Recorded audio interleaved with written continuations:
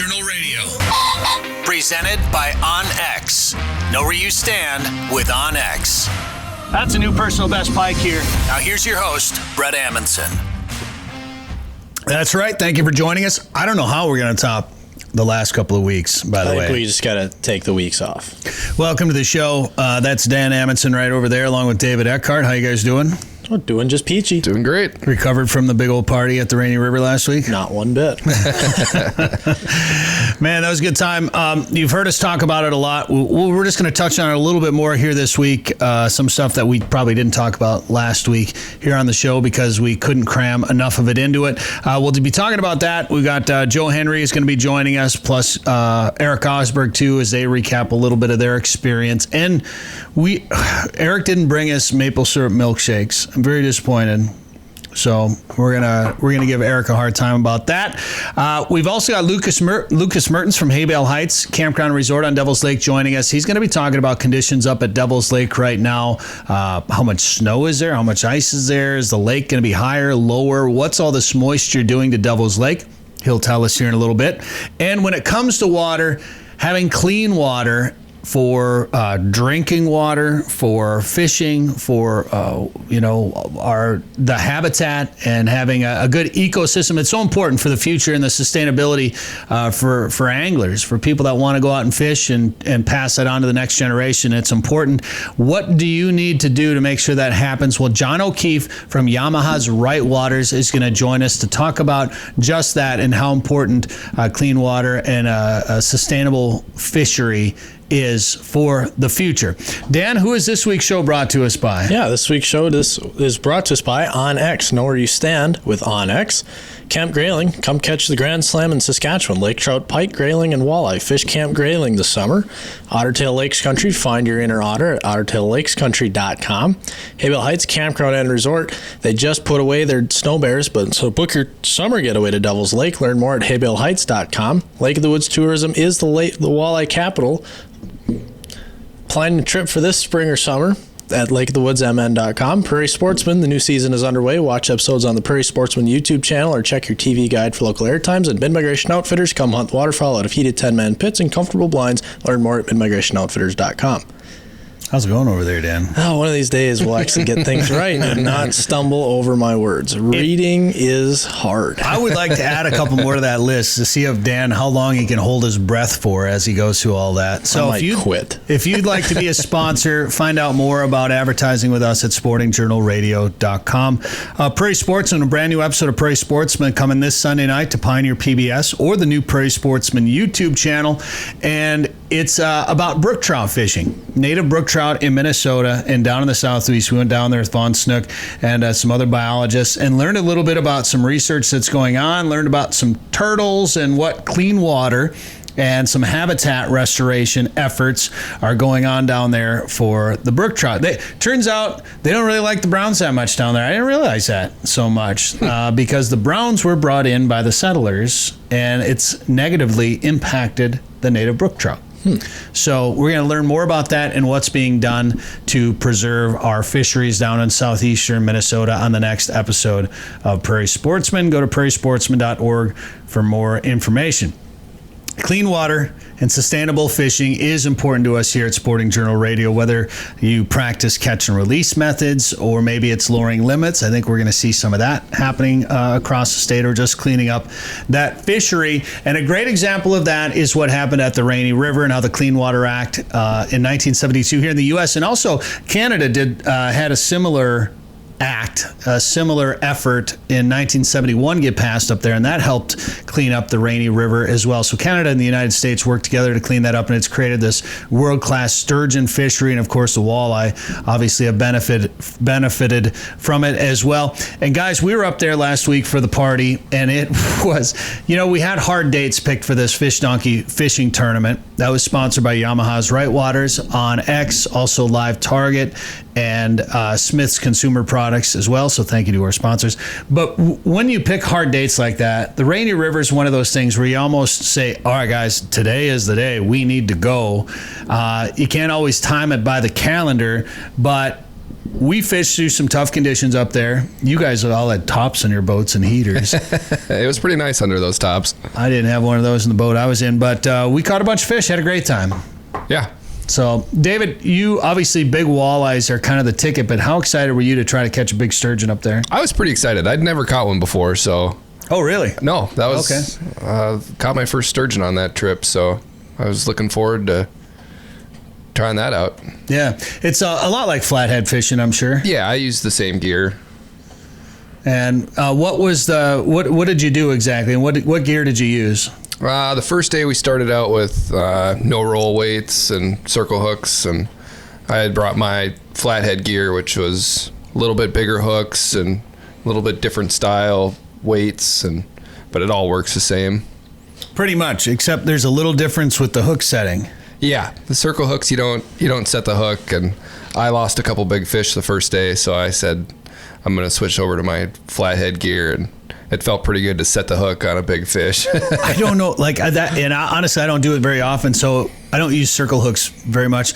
That would be the hardest thing for me, is to not set the hook. Yeah, just start reeling. I struggled the first day.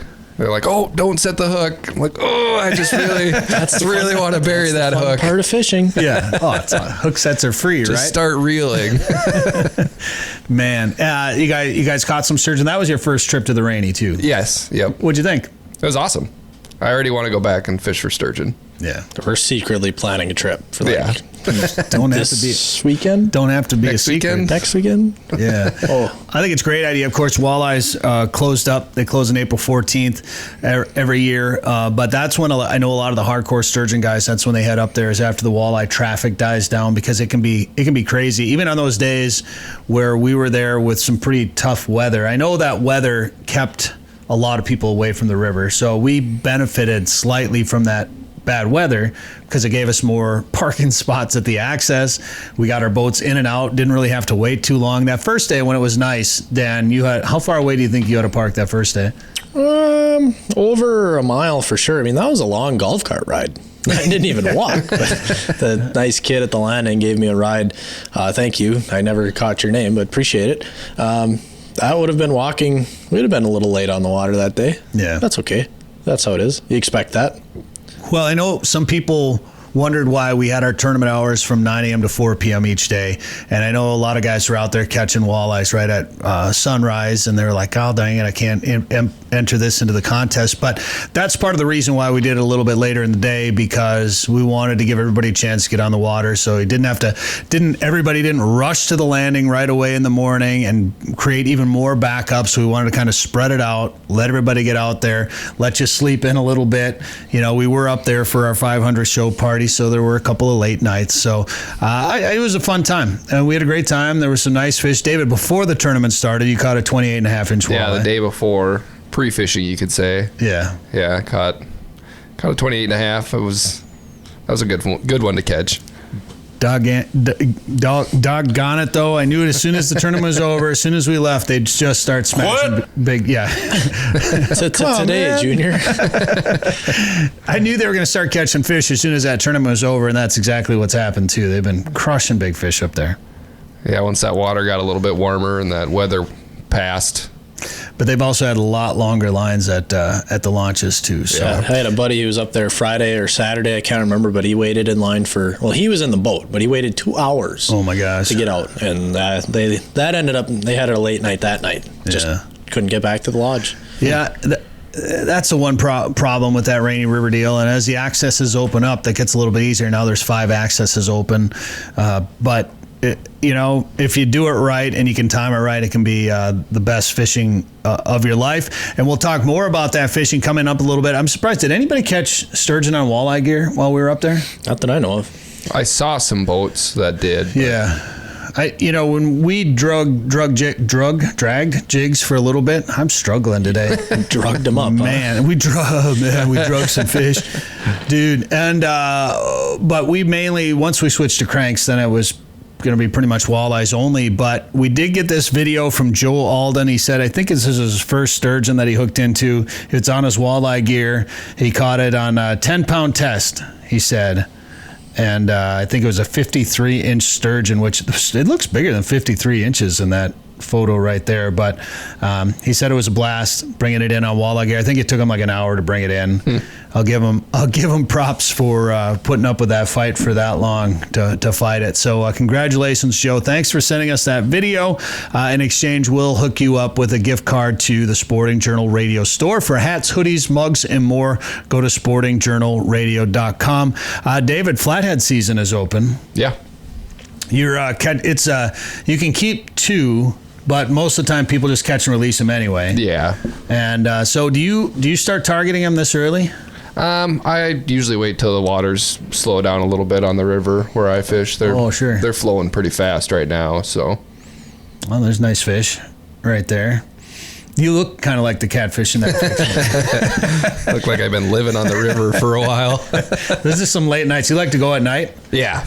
If the schedule allows it, I'll fish all night. So are you'll shore fish and boat fish, right? Yep. What do you prefer? I like fishing out of the boat because you can cover more ground. You can hit up more holes or tree piles or wherever. If it's slow in one spot after half an hour, you can move 100 yards pretty easy. We've had a lot of fun on the shore, though. Oh, yeah. Yeah, I do like shore fishing, too. Catfish camp? Oh, yeah. What is the number one piece of advice you would give to somebody if they were going to fish flatheads at night? Man, I don't know. Okay, 2 pieces. Big bait. Big bait. Bullheads? Bullheads. Yeah. I've had the best luck on bullheads. So you'll go catch a bullhead first? Yep. And then how well can you keep them alive? Oh, if you keep fresh water on them and an aerator, they'll last quite a while. Do you have a big, like just in a bucket, or do you use a big... I use a cooler. Big bait cooler? Yep. Or just like a regular cooler? It's just an old igloo cooler that... converted into a bullhead cooler. Yeah. You ever get them mixed up and you reach in for a beer and pull out a bullhead? Yeah, get stabbed. Get stuck by a bullhead. That's funny. Well, flathead season is open. Flathead season, I feel that doesn't sound right. The catfish season. Catfish season. Yeah. Anyway, but so is turkey season. How are you guys excited for turkeys yet? I was, and then the weather didn't. The storm of the century came through. We did some scouting, and I think, early season's been really good for me. Early season's been really bad for me in the past. Most of the time it's been pretty bad. So we'll wait, let the weather warm up. We'll recover from fishing and snow goose hunting and get ready to change gears here in a few days. Yeah. David, when are you going to start turkey hunting? I'll wait till this wind dies down a little bit and warms up a little bit more. But that's a catch-22 if you wait for the weather, or if you wait till late season. It seems like it's so much earlier. You got to get up to get out there with the sun coming up earlier. Yeah, that does suck. Well, I saw a few birds get shot already. I have had zero. I mean, you can't even stand up outside right now. Wind is blowing so much. So, but soon we did scout. Didn't see any birds out there the other day, and we spent a couple hours driving around. But they're out there somewhere. Go find some birds. All right. Well, good luck to you guys once you get out there. Good luck to you if you're out there chasing turkeys or flatheads or sturgeon or whatever the case may be. Go out and do it. And do it with the future in mind, and that's sustainability and clean water, and that's what Yamaha's Rightwaters is all about. John O'Keefe will join us next on the show. 852 million acres of public land, 147 million private properties, all in the palm of your hand. The #1 hunting GPS app just got better. With hundreds of custom map layers, 3D and topographic maps, you can easily scout on the road or at home before you go. And now you can get important weather details, CWD detection, and even know what crops have been planted where. Get the most trusted hunting GPS app ever made. OnX. Know where you stand with OnX. So, as an angler, it's important for us to think about the future. Well, one thing we stress here at Sporting Journal Radio and even at the TV show Prairie Sportsman is to enjoy the outdoors, but to do it in a way that's sustainable for the future. Whether that's conservation efforts, whether that's introducing more people to the outdoors and teach them the right way to enjoy the outdoors, or as hard as it is for us to get involved politically one way or another, and make sure you speak to your representatives about issues that you're passionate about. And I learned a little bit more about the Rainy River and the sturgeon fishery up there. We were just up there celebrating our 500th episode, and the sturgeon fishing up there has gotten to be so good, and you literally can say it's because of the river cleanup that took place, the Clean Water Act and the cleanup of the paper mills that they did up there. That is why we're benefiting with such good fishing up there right now. Yamaha's Rightwaters believes in clean water and sustainability, and to tell us more about it, we've got John O'Keefe on the show right now. He's a senior specialist, marine government relations. John, thanks for coming on the show. Brett, thank you for having me, and for highlighting Yamaha Rightwaters. Absolutely. When you told me about it, I said, this is great. You need to have, especially a big company like Yamaha. It's great to see a big company like that be more than just, about selling products, and about the sustainability in the future and keeping our fisheries and our waterways healthy and sustainable out there, John. Well, we truly believe that being involved in what our customers enjoy doing is good business. 70% of our customers fish. And so if there are no fish to go after, we lose our customers. There's no reason for them to be buying our product if we're not protecting their access to both the water and the fish. Well, I wish we could have had you up at the Rainy last week for the party. You probably actually missed out because it was 30 degrees and snowing, I think, the entire time. You live down in the south. It was probably brutally cold for you. But we had a great time, and we caught a pile of fish. And there's David with the sturgeon. But you would have been able to see firsthand just what kind of fishing that river has now. And a lot of that is due, especially that fish right there, a lot of that has to do because of that Clean Water Act, 1972. It's the fishery has just gotten to be amazing. Well, we're seeing all over the country various waterways that were once heavily polluted. Once people got involved and cared, they're coming back. The Hudson River by New York City. I was up there 2 years ago, and they're talking about whales beaching themselves not far from New York City because the water has gotten that clean. A lot of it due to a group called the Billion Oyster Project, the Potomac River. They're actually putting out reports during the summer of areas that you could actually swim in the Anacostia River. It's something that, I grew up on the Potomac, and if you weren't on the Virginia side, you would never dream of getting in the Potomac. But now, some areas it's good enough to swim. And you're getting reports of that all over the country, and it all has to do with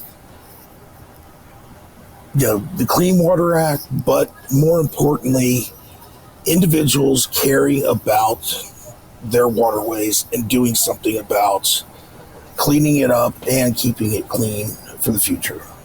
That's, I think, one of the something that we can all improve on when it comes to the hunters and anglers out there. We all love to do it. We all think we're the best. We all think we're the best at it. But when it comes to actually doing something about protecting the public lands or creating habitat and seems like that, we go to the banquets or we subscribe to the memberships, we get memberships with various conservation groups, but there's some areas where we could do better when it comes to conservation, isn't there? Yes. It's funny that you mentioned that. There's a gentleman who heads up the South Carolina Floodwater Commission who is also a teacher of environmental politics, and he recently was interviewed, and he went through various theories and such, but he boiled it down. He said, I don't care what you believe or don't believe. The bottom line is we can all do better. Yeah.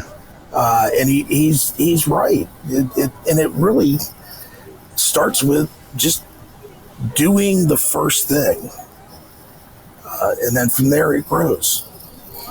And I think once you figure out what that first thing is, once you do it and you figure it out and you realize how easy it is, it becomes easier and easier to do that, whether it's contacting your representatives or speaking about a cause and being vocal and being active about it.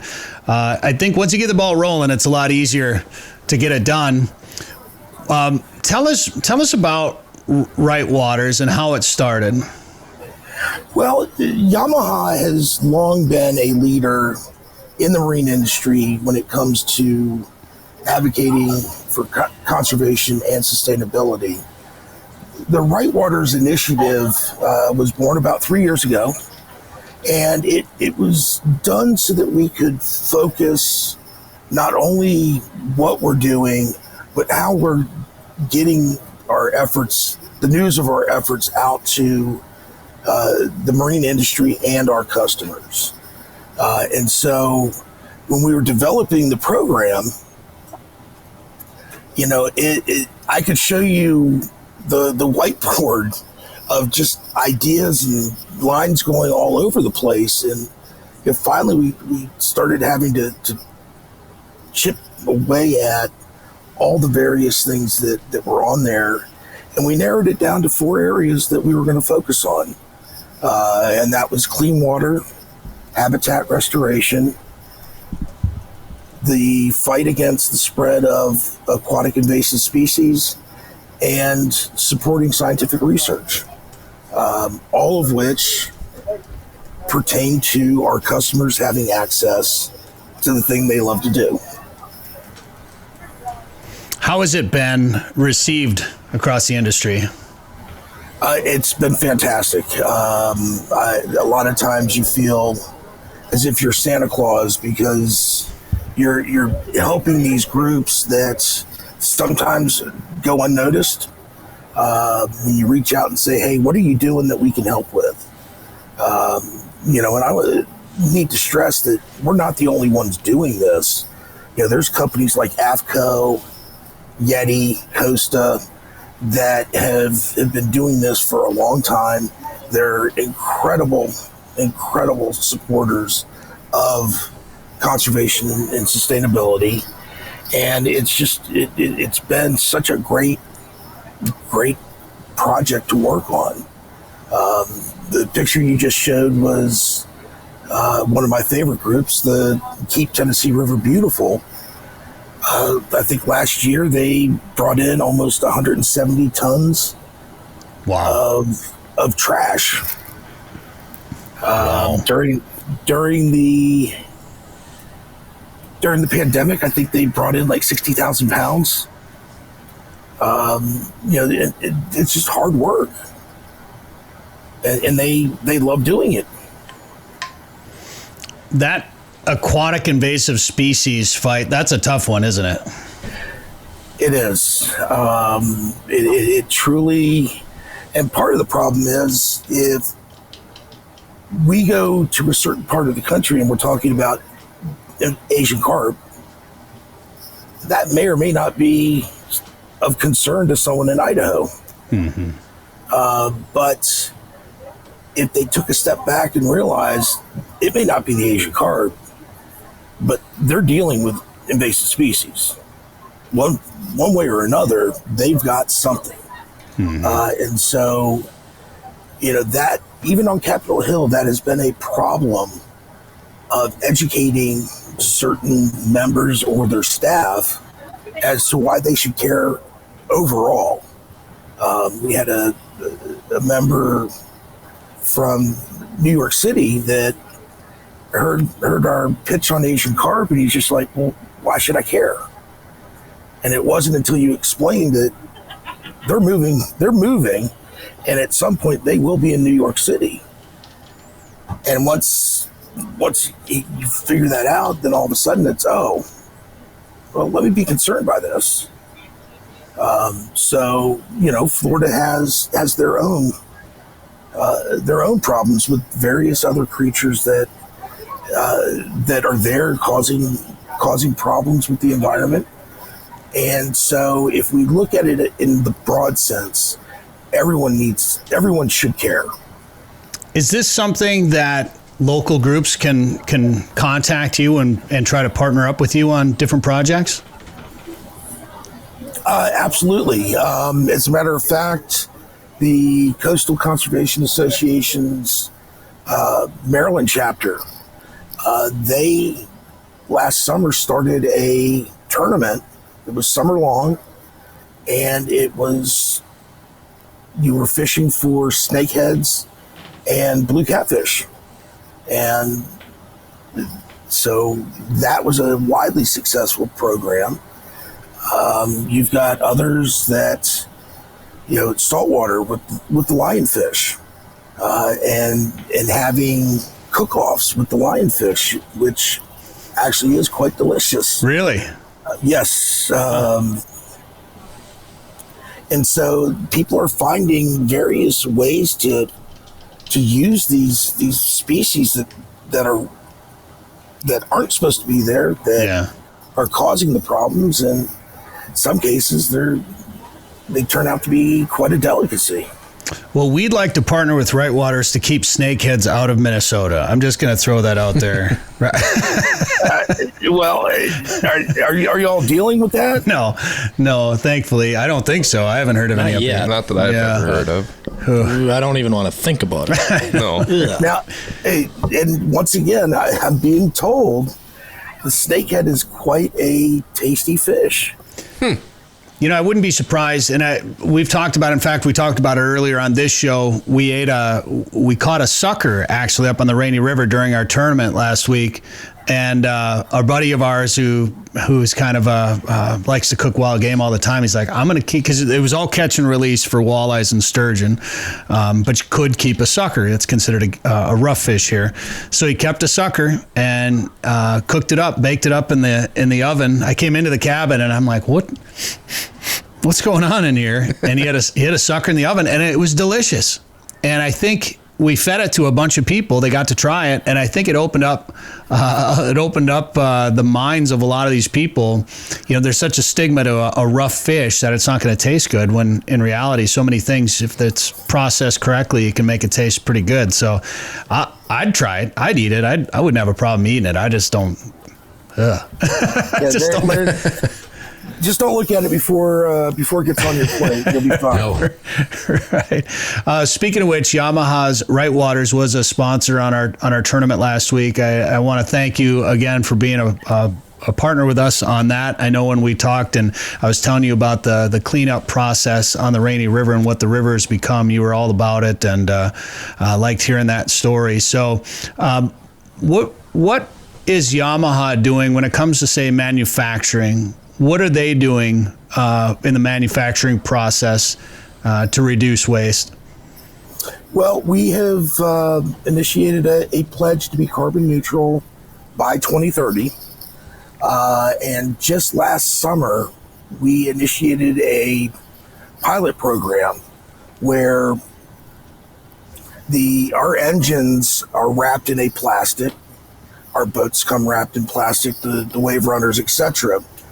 And what we are doing is working with our boat building partners and our dealers, that we will send them everything they need to box up the plastic and send it back to us at no charge to them. And then it works through a group called the Tommy Nobis Center that is just an incredible organization. But they clean up the plastic, get anything that won't process, and we take it to a company that will break that plastic down into its base elements. Really? Yes. So it basically is the circular economy, so to speak, and it can be converted back into other products. Recycling. It's nice to see. You hear about some recycling efforts that the people aren't actually like the recycling materials aren't actually getting recycled like they're supposed to be getting recycled. So it's nice to hear somebody doing it the right way, I guess. Well, what's neat is they go to their second generation burners, because this process will create a liquid, a wax, and a gas. Well, they're going to use the gas to power the burners. So it truly is utilizing every aspect of the plastic to the best of their ability. What's the future hold? What do you have coming up that you're a part of?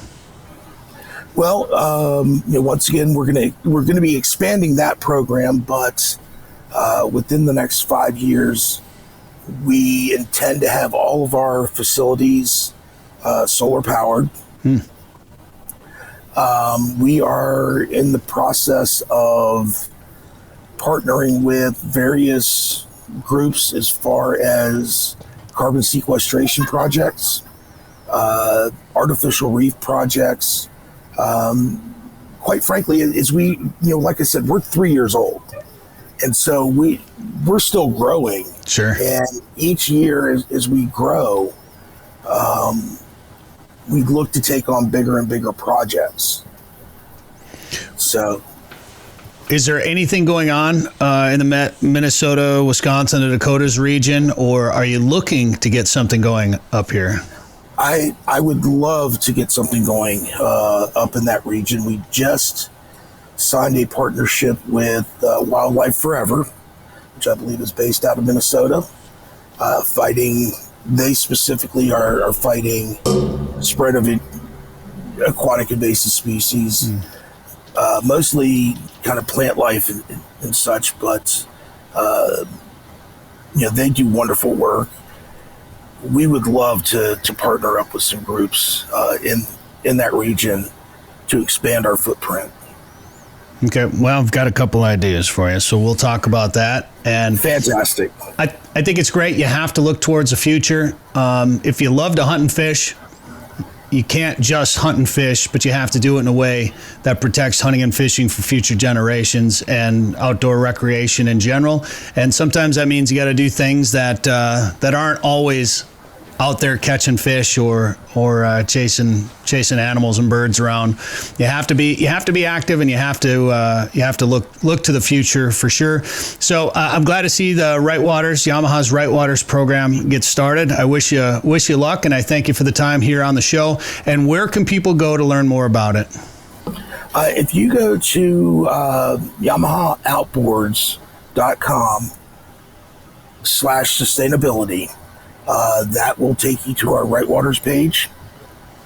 And as we continue to grow, we will start expanding our online presence as well.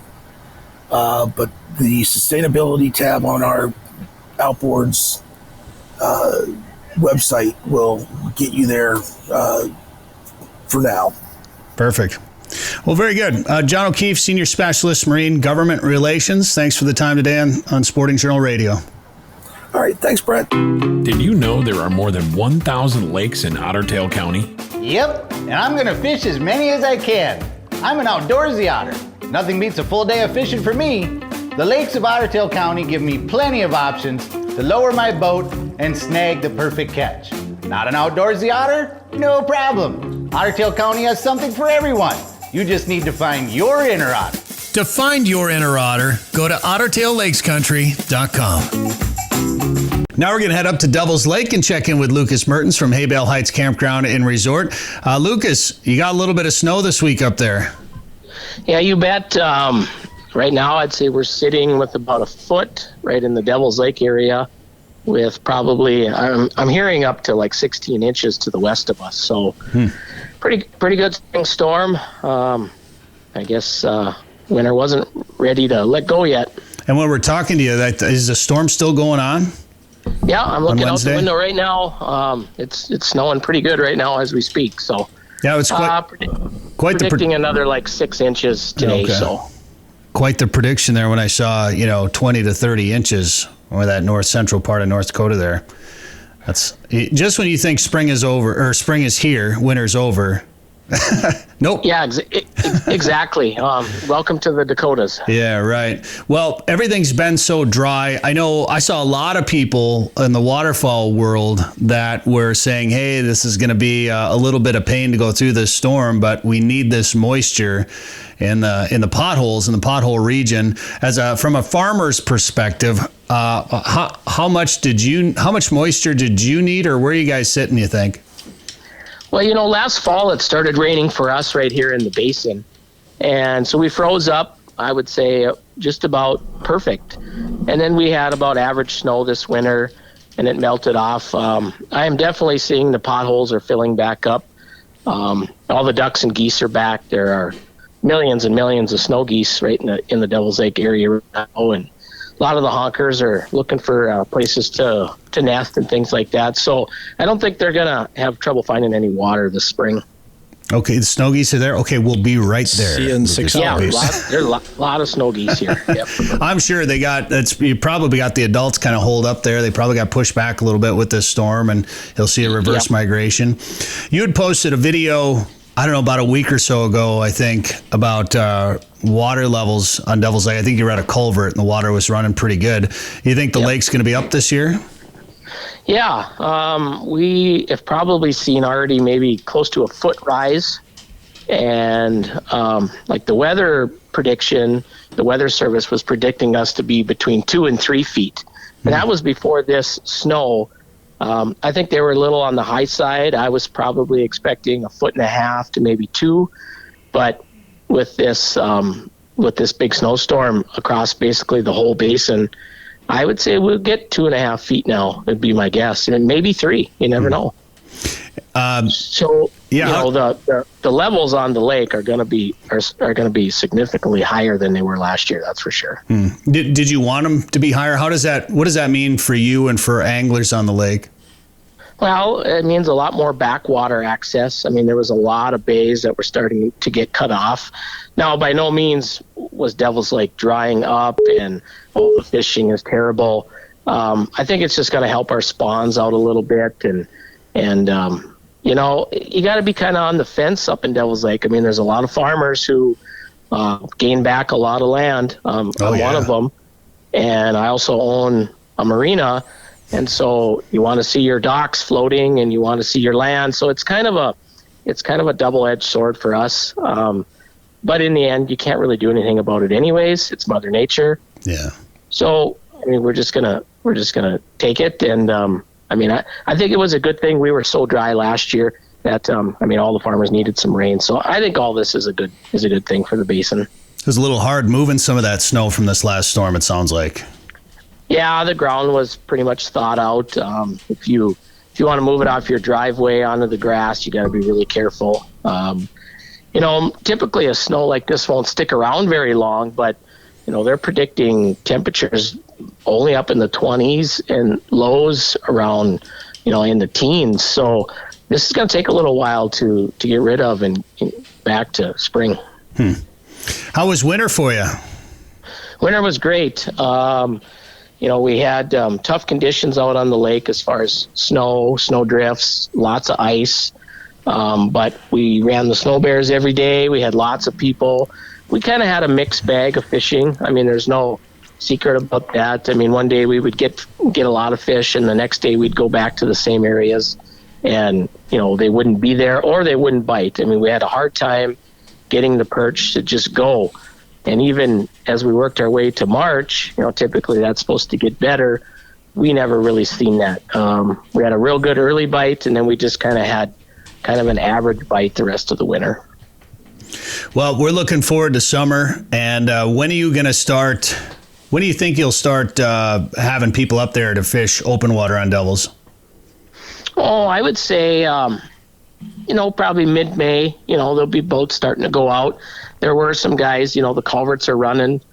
So there are guys coming up and fishing from shore, fishing some of those channels and coulees, and they've been having good luck. I've seen some nice walleyes being caught. I've seen some pike being caught. But I would say, mid-May. That's really when the camping season and the cabins and all that really get going around here. Are you gonna offer some snow bears with spear holes next year? Yeah, they let spearing for walleyes take place on Devil's Lake. I mean, that'll be kind of an interesting thing. Yeah, how do you feel about that? Well, to be honest, I don't think that the few fish that they're going to spear are even going to make a difference. Yeah. So I guess to me, it's kind of mute. I really don't think it's going to impact the sport one way or the other very much. Yeah, I don't know. I think that's kind of the consensus right now. A few people I think we're a little shocked about it, but it's been going on in South Dakota for as long as I know. And, right. And obviously their fisheries are just fine down there. So interesting times. Lucas Mertens, if people want to come up and stay at Hay Bale this summer and do some fishing with you up there, what should they do? Well, they can check out our Facebook page. They can call me direct, 701-351-3130, or they can go to our website, which is haybaleheights.com. Lucas Mertens, thank you very much. Hey, thanks for having me. Devil's Lake is legendary, and this summer has been legendary for walleyes. Don't miss out. Call Hay Bale Heights Campground and Resort today to book one of their modern cabins on East Bay. The cabins are furnished with a full bathroom, kitchen, and all the amenities like high-speed internet, and are clean following CDC guidelines. Staying at Hay Bale Heights gives you full access to a private boat launch, fish cleaning station, and beach area. Learn more at haybaleheights.com.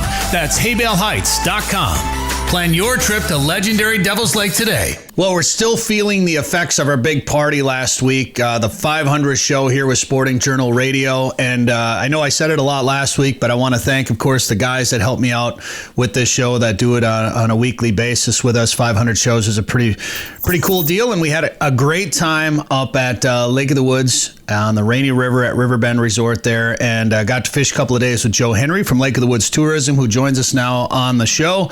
Joe, probably the greatest fishing experience of your life, I'm assuming, last week. Well, fishing with you, I mean, take out fishing, just experience of my life. Yeah.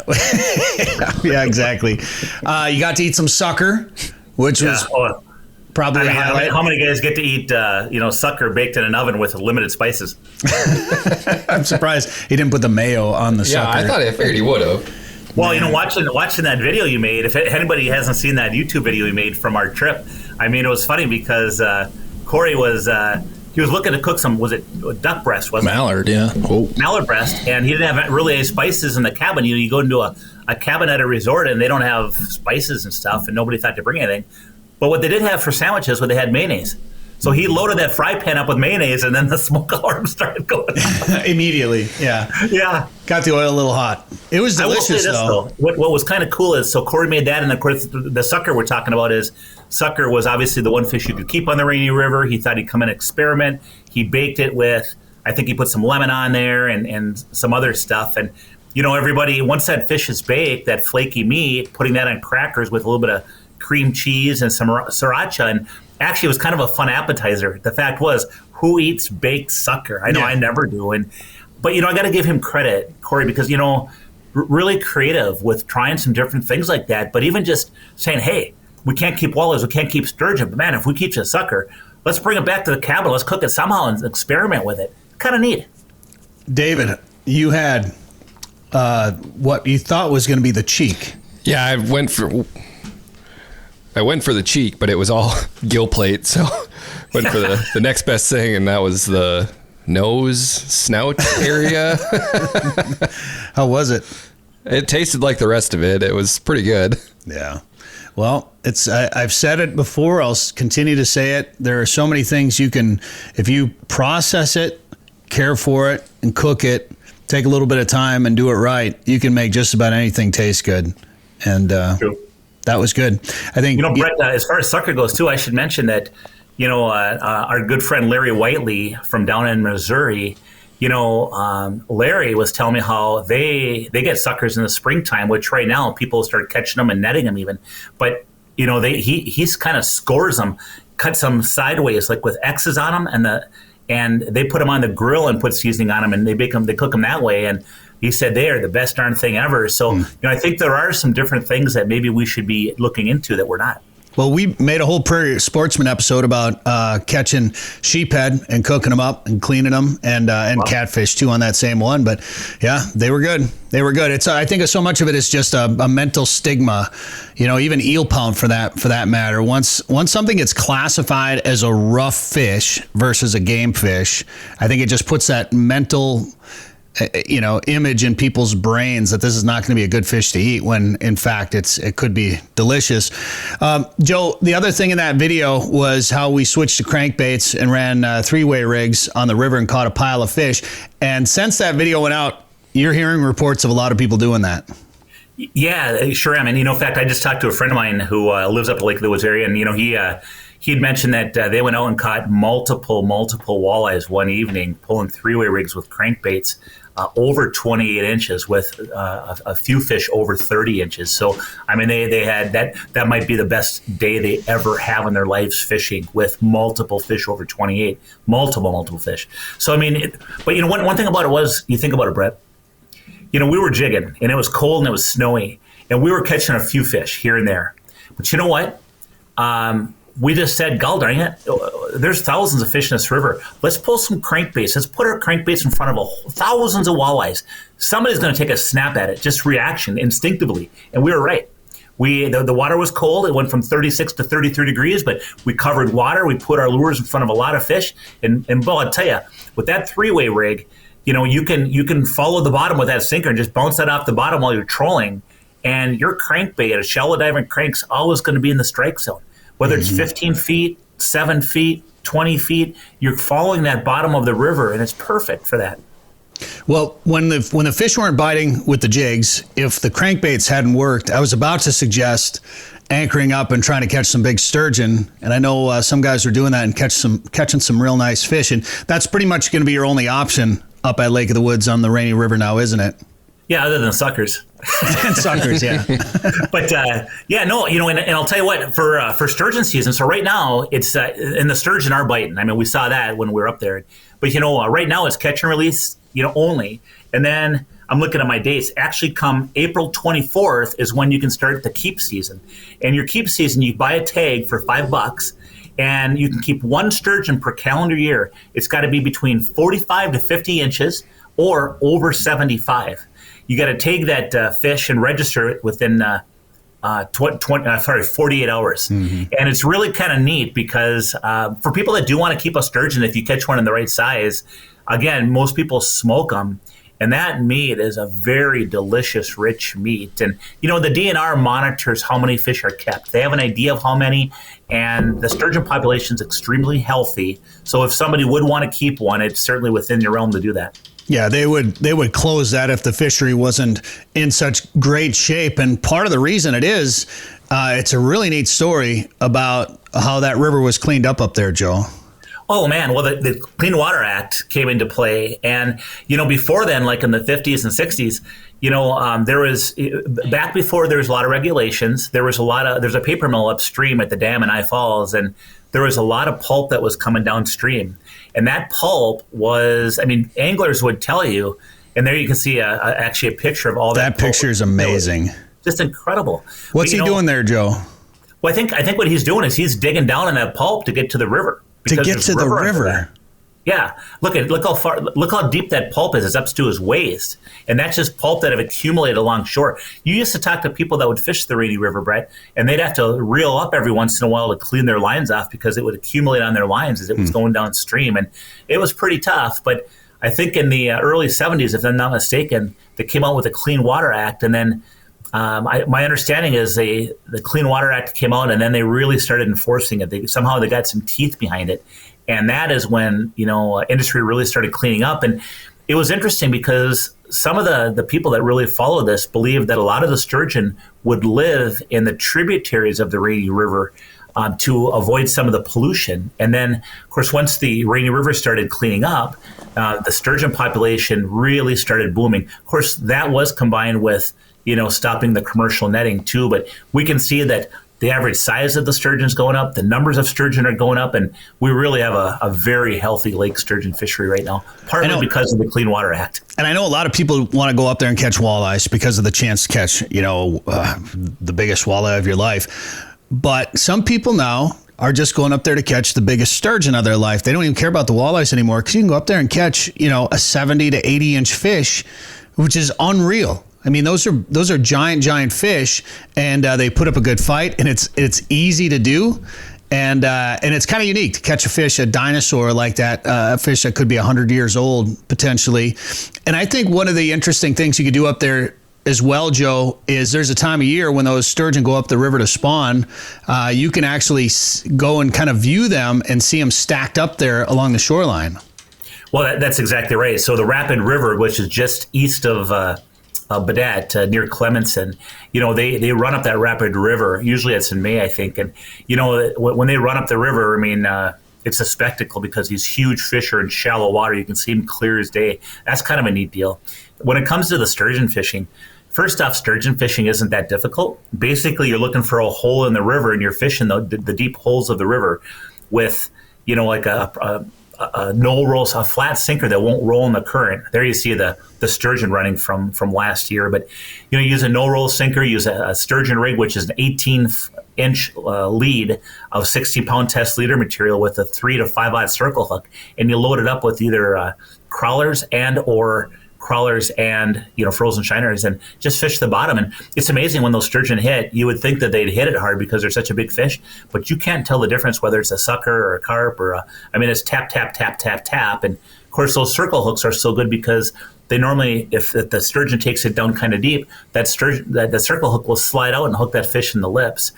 The other thing I should mention too about sturgeon, which makes them so interesting, is people do call them prehistoric or dinosaurs because their existence is from way back, thousands and thousands of years ago. The other thing that's kind of cool is that, when you catch a real small sturgeon, they have these real sharp, they have a armor on them that's real hard to protect them. And on the sides of them, they have these sharp, almost bone-like structures called scutes. And they're very sharp. You almost have to be careful when you handle them. There's a small one there that would have the sharp scutes. What happens is when those sturgeons start getting older, those scutes start getting filed down, I guess. They're not quite as sharp, but then their sheer size protects them from predators. And it's really quite interesting. And they're just and they fight, man. You talk about catching a 70 to 80 inch sturgeon. That's a monster sturgeon. That's a big sturgeon. They're in there. We know they are because, the DNR has netted them and people have caught them and released them. Realistically, if you go up sturgeon fishing, real good chance you're going to catch a fish that's 40, 50, 60 inches long. That in its own right is a heck of a fight. You won't believe the power these fish have until you hook on. And Brett, it's relaxing. I mean, you're anchoring up in a hole of the river, you're kicking back, pitching your rod out and just kind of put it in the rod holder or lean it against the side of the boat and just kind of tighten the line up and watching it. It's just so relaxing. It's pretty. The migration's going on. It's just cool. Yep, it's a lot of fun. It's an amazing fishery up there, and the clean water success story, I think, is a great one, and it serves as a great example of what can be accomplished in our fisheries around the world, for that matter. Joe, if people want to learn more about Rainy River fishing or making a summer trip to Lake of the Woods, what should they do? Even advice on how to catch sturgeon, we have a whole page on it. Check out our website, and that is lakeofthewoodsmn.com. Northern Minnesota's Walleye Factory is a year-round world-class fishing destination. The perfect getaway this summer is just a short drive to Lake of the Woods. Fish Big Traverse Bay, the Rainy River, or visit the unique Northwest Angle. To catch big fish, you have to go where the big fish are. Plan your trip to Lake of the Woods at lakeofthewoodsmn.com. That's lakeofthewoodsmn.com. All right, next we're going to go to Otter Tail Lakes Country and check in with Erik Osberg, who I've got a bone to pick with. Erik. What's the bone? What's up now?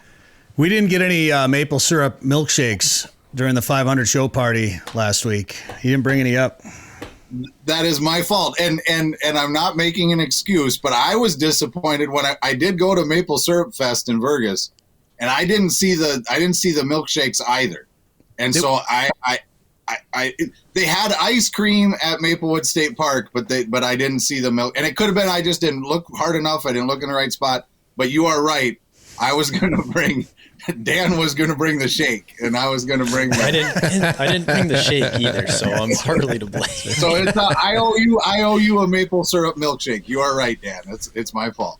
Well, I'm glad you were able to I'm glad you and Randon were able to come up, and you brought Willie with you as well too. And it sounds like maybe Willie and Randon tied for the biggest walleye in the boat. Well, Willie got the most with 11, and Willie got the biggest. It wasn't a giant; it was 22 and a half. But it was like his first fish of the day. It was pre-contest. Sure. And so Willie got Randon got the first, Willie got the most, and Willie got the biggest. Willie edged out Randon 11 fish to 10. And that's great. How old is he? He's 13. 13. I bet that was a cold boat ride for him. It was, and I was super. Yeah, there you go. That's awesome. Look at Randon. That's great. I was pretty worried going up there because, and I had told Willie, this is a big boy trip. This is not, hey, the fish aren't biting, we should go in, or I'm cold, we should go in. I'm like, once you're in that boat, we're not pulling the pin. And the good news is, that's arguably one of the most Minnesotan pictures I've ever taken. And so the good news is Willie's first, like Willie got a fish within the first 7 or 8 minutes. Like it wasn't long. We were pulling cranks and he had the rod in his hand and bam, he had, 22 and a half inch walleye. So that's always good to get off to a good start. And there's our favorite lure was the flicker shad, the slick purple Bengal flicker shad. So he was engaged right away, but as the snow kept falling and the winds kept blowing, and I don't know if the temps were dropping or not, but it sure felt like it. Mm-hmm. I was prepared. I brought a buddy heater and I had a big blanket, and so Willie had a place where he could, regain the feeling in his fingers at least. And I'll admit there were times where I said, here, take my phone and just hide out for a little bit underneath that blanket and stay warm. Because if you're pulling cranks, you can just have the rod in the rod holder. And then, but we went in for lunch. This might've been the best idea that we had. We brought a little grill and we did some hot dogs on the tailgate of the truck. And so we were all able to get off of the boat, get onto land. We started the truck up, turned the heat on, got some hot food in our bellies, and when we decided it was time to go back on the water, Willie was the first one walking down the ramp towards the boat. So it wasn't like I had to drag him kicking and screaming. He was like, "Let's go!" And then we fished till like 3:30ish, and then we pulled the pin because it by then we had executed every plan we thought we could try, and we had covered water and we had covered a couple spots 2 or 3 times, and 22 fish in a day with some nice ones. That's a fun trip. Well, especially with that weather that we had, everything was pretty nice that first day, Monday, when we got up there, and then the weather turned. And I think that second day when we switched to pulling cranks midway through that first day of the tournament and started catching fish. And then we pretty much pulled cranks all day on day 2. And we were probably 25 to 30 fish, and it was 3 of us in that boat too, and we definitely did better than everybody else out there. So 22 fish and getting some in the 20s, and when everything kind of shut down, the big fish were definitely turned off with that cold front. So that's a pretty good day up there. And it's funny that you bring up the blanket because I think we got to talk about it next week. I don't think we can talk about it yet, but we got a brand new blanket that we're going to be talking about here on the show to keep people warm, whether they're out there in a cold day in the boat or if they're out there hunting. So we'll tell you about that next week on the show here, Eric. And I'm wondering, can I still go try to find one of those maple syrup milkshakes, or is that done for the year? Is that just a special one-time only deal, or is that something you can go find year-round? Well, it's kind of a one-time only deal, but you could get some. You could make your own for sure. Like you could make a milkshake, and then you could use your own homemade maple syrup and just add it to it, and there you go. But I'm pretty sure the mass production of maple syrup milkshakes is probably still down. So I saw you were out at Maplewood State Park. They were making maple syrup out there. Can I buy that maple syrup somewhere, or is that just kind of a demonstration or the same kind of deal, one time only, or how does that work? That's a demonstration. There's a few local vendors. So like if you go to one of our, so let's say you went to Vergas, or let's say you went to Perham, or wherever you might go shopping in Otter Tail County, there's a couple of local brands. I don't know the names right off the top of my head, but there's some locally, and when I say mass produced, I don't mean they're shipping worldwide, but there's some fairly sophisticated maple syrup folks that there's one, I want to say Aquila, but that's probably not right. But there's some locally produced maple syrup here that you can find in local stores and things of that nature. But I think what a lot of people are starting to realize is they can make their own, and it wouldn't take. I mean, obviously you can't produce, again, mass quantities, but if you have a couple of maple trees in your backyard and you created a system, you could make your own maple syrup, because it's a process, right? You've got to tap the trees, you've got to collect the sap, and then it's a boiling down process.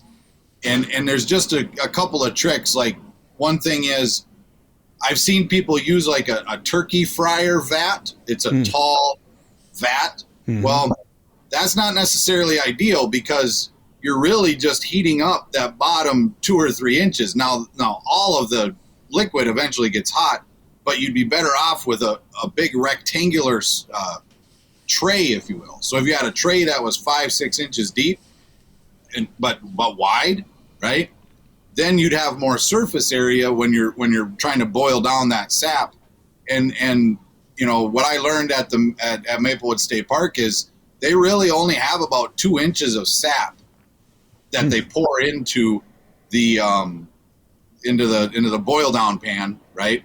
Then the other thing I learned is they have kind of a warming spot. So rather than taking sap like out of a cooler or out of a bucket at air temperature and just dumping it into this thing, they'll have so they have their big tray that they're boiling down in, and then they have another tray that's close to the fire or close to the heat source, and it's getting warmed up. So when they pour it in, it's not boiling, meats cold, if you will. Sure. And then it's just a process of boiling it down till you get the right consistency. Cleaning off the whatever comes out of sap when you boil it, debris, I don't know. You just clean it off, you boil it down, and you bottle it up, and there you go. So is that just some volunteers that do that, or do you post something on, what's some of the job sites where you post, hey, we're looking for a guy to come make some maple syrup at Maplewood State Park? That is, I don't think they pay. No. There's a group called Friends of Maplewood State Park, and they're a group of dedicated volunteers that through over the years have created these different events. In the fall, they do leaf days at Maplewood State Park. So you've got, the park staff who works for the Minnesota DNR, but then you've got this group called Friends of Maplewood State Park. Glendalough State Park has a similar group. Their bit is a little bit different. It focuses more on biking, but still, each of the state parks in the county has a dedicated group of volunteers that make these things happen. But speaking of jobs, there are plenty of jobs in Otter Tail County, and we're always looking for folks that are looking for a change of pace. They're looking for a slower pace of life, if you will. And there you go. We've got what we've got on our website is we call it a jobs portal, and it's a robot. It's an aggregate website. It is searching the World Wide Web, and it's pulling in every single job that is listed on the internet into one spot. And so this can make searching for a job a little bit easier. And there's different filters. You can break it down by community. You can break it down by job type. But I think at the top of the screen there, it said there's over 1,000 jobs right now. Wow. In Otter Tail County.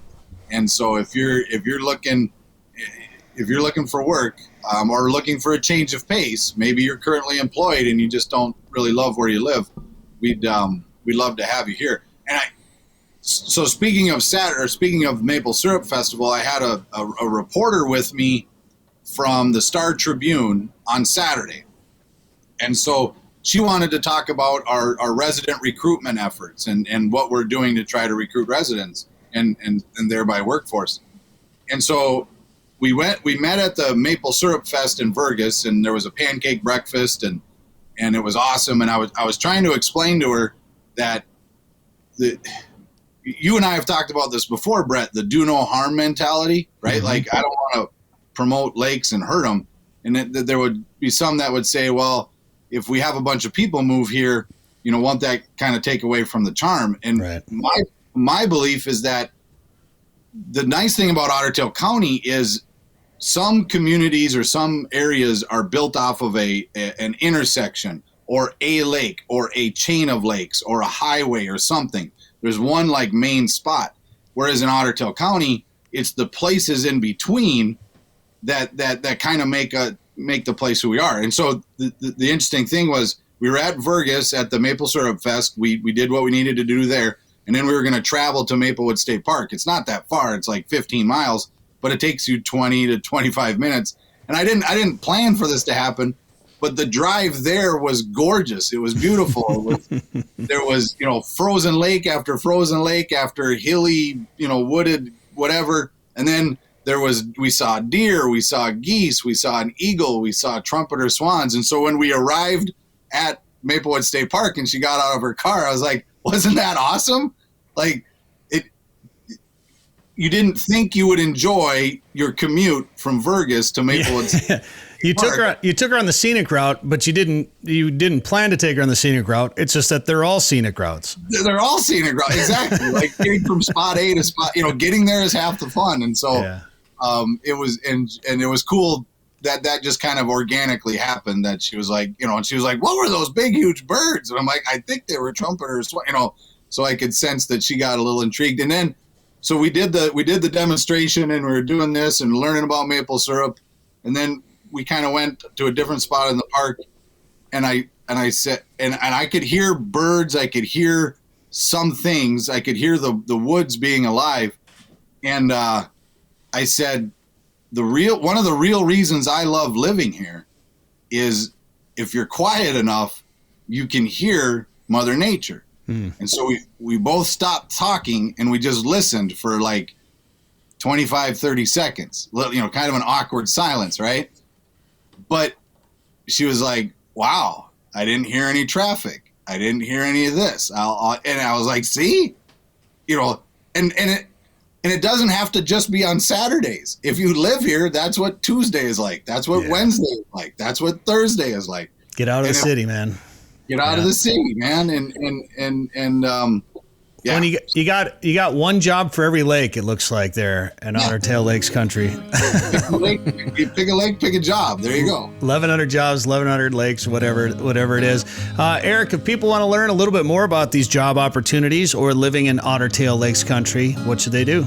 They can find their inner otter at ottertaillakescountry.com. Sporting Journal Radio is a division of Macaba LLC. If you've got a question, comment, or story idea for us, send us an email. Go to sportingjournalradio.com. While you're there, you can learn how to advertise on the show and visit our store for hats, hoodies, coffee mugs, and more. Go to sportingjournalradio.com.